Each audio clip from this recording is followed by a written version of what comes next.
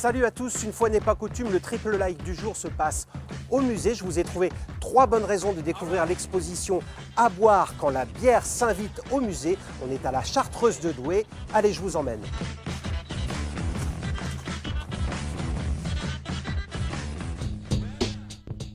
La première bonne raison de découvrir cette exposition est qu'elle donne un coup de projecteur sur ce breuvage, mais aussi sur le Nord et le Pas-de-Calais, deuxième région brassicole française. Et pour en parler de cette histoire, je vais rejoindre Anne.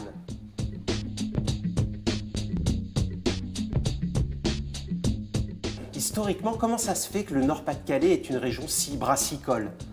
Parce qu'il a longtemps été rattaché dans son histoire aux anciens territoires qui sont aujourd'hui constitués par la Belgique et les Pays-Bas, et que ces territoires étaient eux-mêmes des grands centres de production brassicole, tout simplement parce que d'importants marchés de céréales existaient, le territoire est traversé de cours d'eau, et enfin laisse une part belle à la culture du houblon, donc les 3 ingrédients essentiels à la production de bière.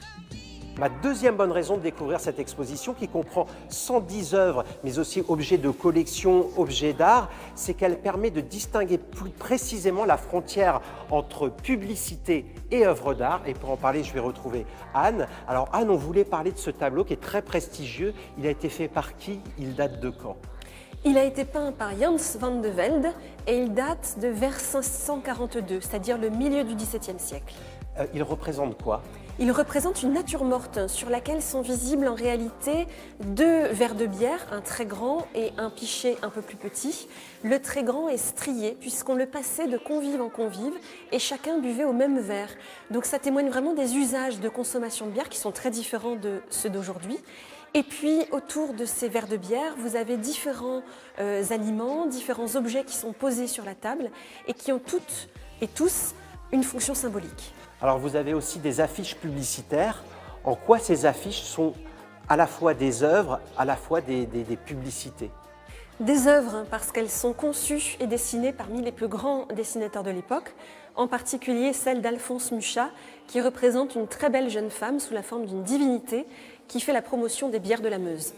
Et puis des publicités justement parce qu'il s'agit pour les brasseurs de la Meuse de convaincre l'ensemble des publics français de boire leur bière plutôt que par exemple des bières du Nord. Ma troisième bonne raison, c'est qu'avec son billet d'entrée, on peut le coupler avec une visite d'une microbrasserie. Je suis en compagnie de David, qui est responsable de cette microbrasserie. Bonjour David. Bonjour. Alors qu'est-ce que vous leur proposez aux visiteurs ici? Donc ici, nous, on leur propose une visite en complément de la visite qu'ils ont fait au musée. En fait, on a créé la bière La Musée avec nos apprenants ici au lycée et on leur permet de venir voir où on l'a fabriquée et comment on l'a fabriquée. Donc on leur fait une petite visite technique en expliquant la façon dont on procède pour fabriquer la bière La Musée. Vous avez formé beaucoup de brasseurs ici, c'est exact? Oui, c'est vrai. La formation brassicole existe depuis bientôt plus d'une quinzaine d'années et on a formé une grande partie des brasseurs artisanaux de France. Et ben voilà pour ce triple like, il n'y a plus qu'à déguster avec modération. Ben non, moi c'est pas modération, c'est David.